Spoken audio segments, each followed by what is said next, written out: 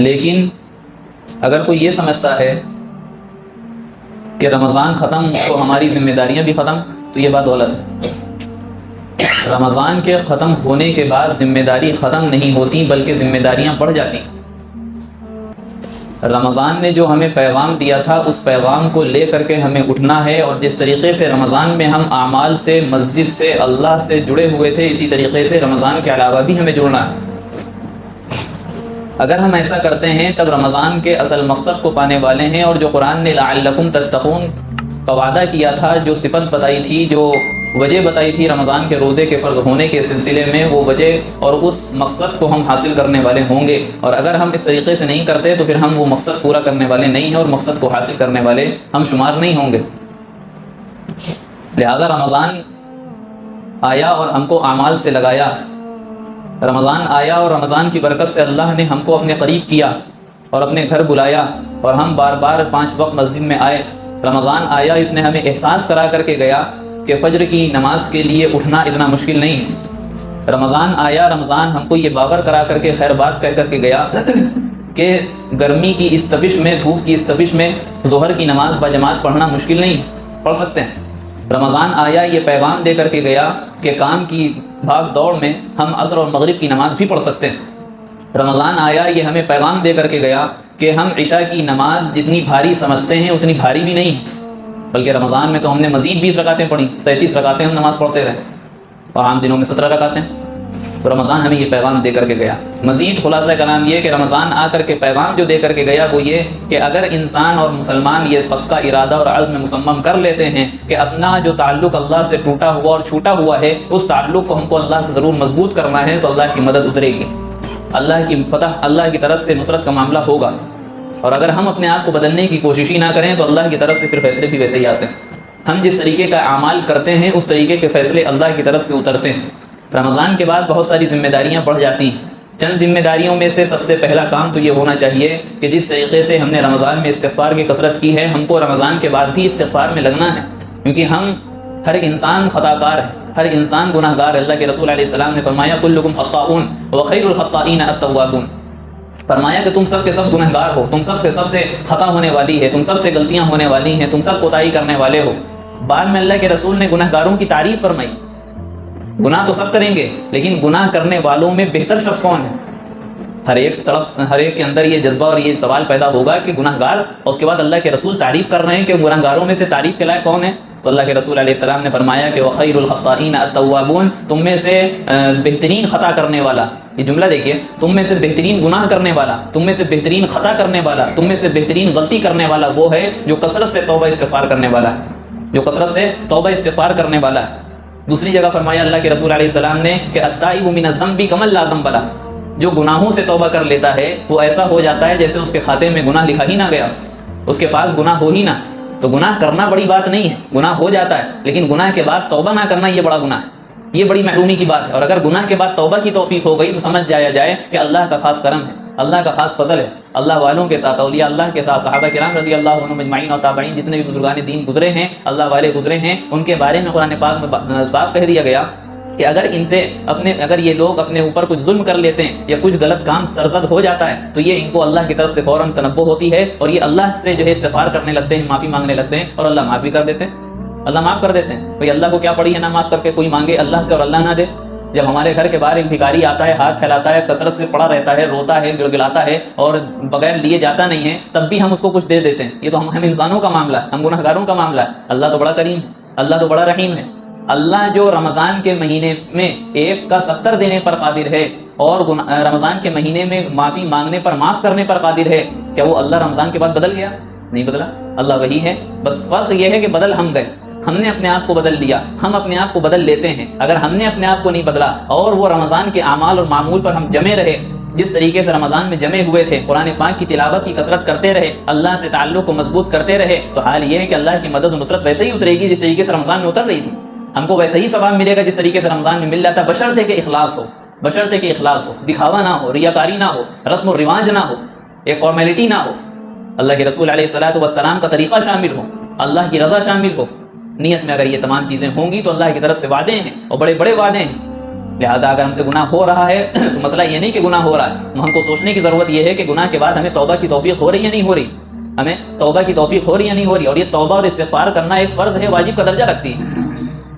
استغفار کرنا، توبہ کرنا یہ ایک عبادت ہے، یہ کوئی محض فضول کام نہیں ہے، یہ کوئی ایسا کام نہیں ہے یا کچھ شخص کے لیے کام نہیں ہے جس سے گناہ ہوتے ہیں، جس سے گناہ نہیں ہوتے۔ مطلب یہ کہ بڑے گناہ نہیں ہوتے، گناہ تو سب سے ہوتے ہیں، بڑے گناہ نہیں ہوتے، ان کو بھی استغفار کرنا چاہیے۔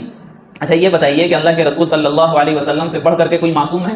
اللہ کے رسول علیہ الصلوۃ والسلام سے بڑھ کر کے کوئی گناہوں سے بچنے والا اور اللہ کی قربت اختیار کرنے والا کوئی ہوگا؟ کوئی نہیں ہوگا۔ اللہ کے رسول صلی اللہ علیہ وسلم کے بارے میں مل رہا ہے، اللہ کے رسول خود فرما رہے ہیں کہ خدا کی قسم میں ایک دن میں 70 سے زیادہ اللہ سے استغفار کرتا ہوں، مغفرت طلب کرتا ہوں، اور بعض روایت میں 100 بار ذکر آیا۔ ایک دن میں اللہ کے رسول جیسی شخصیت اللہ رب العالمین سے 70 اور 100 مرتبہ استغفار کر رہی، ہمارا اور آپ کا کیا حال ہونا چاہیے؟ ہمارا اور آپ کا کیا حال؟ اس سے پتہ یہ چلتا ہے کہ استغفار اور گناہ سے معافی،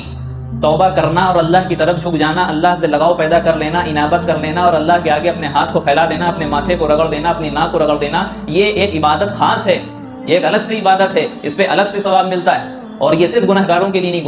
گناہ گاروں کے لیے تو ہے ہی کہ جو گناہ جس سے ہو جائے وہ استغفار کرے گا، لیکن جس سے گناہ نہیں ہوتا یا اللہ نے اس کو بچایا ہوا ہے، اس کے لیے بھی یہ رفع درجات کا سبب بنتا ہے، اس کے درجات کی بلندی کا یہ سبب اور ذریعہ بنتا ہے استغفار کا کرنا، اللہ کے رسول سے ثابت ہے۔ اور استغفار کے کرنے سے نہ جانے کتنے فائدے ہوتے ہیں۔ سورہ نصر کا بھی درس قرآن ہوا، اس میں تمام باتیں آئی تھیں، اور سورہ نوح میں اللہ تعالیٰ نے جو وعدہ کیا ہے اور کہا ہے کہ تم لوگ استغفار کرو، اللہ کی طرف لو لگاؤ، اللہ سے تعلق پیدا کرو، اللہ کی طرف رجوع کرو، تو اس کا حال یہ ہوگا کہ فَقُلْتُ اسْتَغْفِرُوا رَبَّكُمْ إِنَّهُ كَانَ غَفَّارًا يُرْسِلِ السَّمَاءَ عَلَيْكُمْ مِدْرَارًا، اللہ کو بڑا غفور الرحیم پاؤ گے، اللہ کو معاف کرنے والا پاؤ گے، اور حال یہ ہوگا يُرْسِلِ السَّمَاءَ عَلَيْكُمْ مِدْرَارًا، تمہارے اوپر اللہ تعالیٰ آسمانوں سے بارش کو نازل فرما دیں گے، وَيُمْدِدْكُمْ بِأَمْوَالٍ وَبَنِينَ وَيَجْعَلْ لَكُمْ أَنْهَارًا وَيَجْعَلْ لَكُمْ جَنَّاتٍ وَيَجْعَلْ لَكُمْ أَنْهَارًا، اللہ تعالیٰ تمہارے مال میں برکت دیں گے، اللہ تعالیٰ تمہاری اولاد میں برکت دیں گے، اللہ تعالیٰ تمہارے لیے جنات کا انتظام کر دیں گے، اللہ تعالیٰ تمہارے لیے نہریں جاری فرما دیں گے۔ یہ استغفار کی برکت ہے، اور سب سے بڑھ کر کے برکت جو ہے، سب سے پہلی چیز ہمیں یہ سمجھنا چاہیے کہ ایک ہے عذاب اور ایک ہے برکت، ایک ہے عذاب ایک ہے برکت۔ جب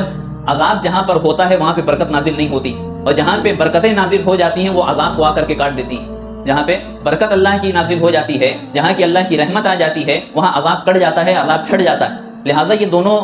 برخلاف چیزیں، جس طریقے سے دن ہے اور رات ہے، دوستی ہے اور دشمنی ہے، دن ہے اور اسی طریقے سے کالا ہے سفید ہے، سورج ہے اور چاند ہے، یہ دونوں الگ الگ چیزیں، یہ دونوں چیزیں جمع نہیں ہو سکتی، یہ دونوں چیزیں فرشتہ ہے اور شیطان ہے، فرشتہ ہے اور شیطان، یہ دونوں چیزیں جمع نہیں ہو سکتی۔ اسی طریقے سے عذاب ہے اور رحمت ہے، اور استغفار جو ہے یہ اللہ کی رحمت کو اپنی طرف متوجہ کرنے کا ایک ذریعہ ہے۔ استغفار جو ہے اللہ کی رحمت کو اپنی طرف متوجہ کرنے کا ایک ذریعہ ہے۔ قرآن پاک میں ہی استغفار کی کثرت اور استغفار کی برکت کا ذکر کرتے ہوئے اللہ تعالیٰ فرماتے ہیں کہ وَمَا كَانَ اللَّهُ مُعَذِّبَهُمْ وَأَنْتَ فِيهِمْ، اللہ کے رسول صلی اللہ علیہ وسلم کو مخاطب کرتے ہوئے فرمایا کہ اے حبیب صلی اللہ علیہ وسلم، جب تک کہ آپ اس امت کے درمیان موجود ہیں، جب تک کہ اللہ ان کو عذاب دے کر کے کیا کرے گا؟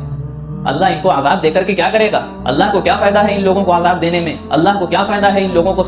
ان لوگوں کو تکلیف میں مبتلا کرنے میں؟ اللہ کا کوئی فائدہ نہیں۔ فوراً سوال ایک ذہن میں یہ آتا ہے کہ اللہ کے رسول صلی اللہ علیہ وسلم جب تک کہ اس امت میں باقی تھے، جب تک کہ امت پر عذاب نہیں آنا تھا، تو کیا اللہ کے رسول چلے جائیں گے تو اللہ کا عذاب آنے لگے گا؟ یہ عذاب اجتماعی عذاب ہے، انفرادی عذاب نہیں ہے۔ اجتماعی عذاب کا مطلب یہ کہ پوری امت پر ایک ساتھ عذاب آ جائے، جس طریقے سے قوم نوح اور قوم صالح پہلے کی قوموں پر آیا، اس طریقے کا عذاب نہیں آئے گا۔ تو اللہ تعالیٰ نے فوراً آگے فرمایا وَمَا كَانَ اللَّهُ مُعَذِّبَهُمْ وَهُمْ يَسْتَغْفِرُونَ، کہ جب تک کہ یہ لوگ استغفار کرتے رہیں گے، اللہ سے توبہ کرتے رہیں گے، تب تک کہ بھی اللہ ان کو عذاب نہیں دے گا، اور اگر اللہ دے گا بھی تو اللہ کو کیا فائدہ؟ وَمَا كَانَ اللَّهُ مُعَذِّبَهُمْ وَهُمْ يَسْتَغْفِرُونَ، کتنے ہی اچھے الفاظ ہیں عربی کے قرآن کے کہ اللہ کو کیا ملے گا، اللہ کو کیا ملے گا جب یہ لوگ استغفار کر رہے ہوں گے، جب اللہ سے توبہ کر رہے ہوں گے، اللہ کو کچھ نہیں ملے گا۔ سورہ نور میں باقاعدہ بھی جو آپ کے سامنے تلاوت فرمائی وَتُوبُوا إِلَى اللَّهِ جَمِيعًا أَيُّهَا الْمُؤْمِنُونَ لَعَلَّكُمْ تُفْلِحُونَ، اے ایمان والو تم سب کے سب اللہ کی طرف رجوع کر لو، تم سب کے سب اللہ سے معافی مانگ لو، تم سب کے سب اللہ سے توبہ کر لو تاکہ تم کامیاب ہو جاؤ۔ کامیابی کا ذریعہ بتایا استغفار میں رکھا ہے، کامیابی کا ذریعہ بتایا توبہ میں مثمر ہے، پوشیدہ ہے۔ اسی طریقے سے دوسری جگہ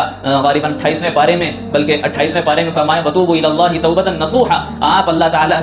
ایمان والوں کو مخاطب کرتے ہوئے کہا گیا کہ تم اللہ سے توبہ کرو، اللہ سے قریب ہو، اللہ سے رجوع کرو، اور سچی پکی توبہ کرنا، مخلصانہ طور پر توبہ کرنا، دکھاوے والی توبہ نہ کرنا، اور یہ نیت کے لے کر کے توبہ نہ کرنا کہ آگے آئندہ ہم کو پھر سے موقع ملے گا، پھر ہم فلاں گناہ کریں گے،